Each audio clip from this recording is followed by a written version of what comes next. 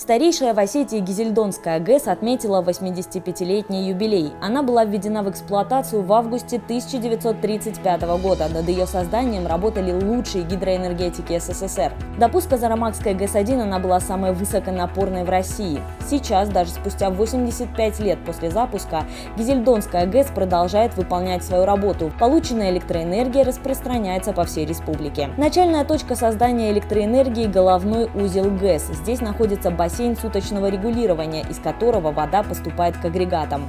Необходимое давление создается за счет перепада высот в 300 метров между головным узлом и станцией. Бассейн суточного регулирования. Почему регулирование?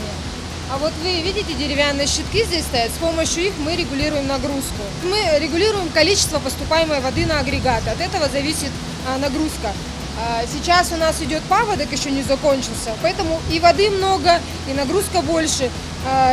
Потом, когда паводок проходит, осенне-зимний период, у нас уже и уровень воды, конечно, спадает. И, соответственно, нагрузку мы держим уже меньшую.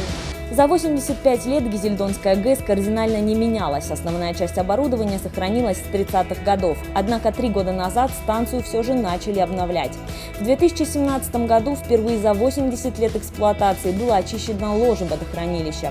Здесь также установили дополнительный водосборный затвор, реконструировали лоток сброса воды. Станционный узел ГЭС, расположенный в районе Кубани, также модернизируется.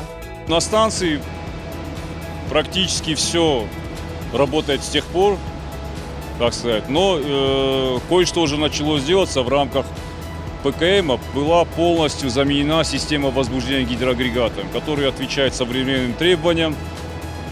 С вводом этой новой системы у нас агрегаты начали более надежно работать, меньше отклонений, отказов по оборудованию стало уже. В ближайшие годы обновление Гизельдонской ГЭС продолжат. В 2023 году Русгидро планирует начать заменять здесь гидроагрегаты. Обновят также электротехническое и вспомогательное оборудование.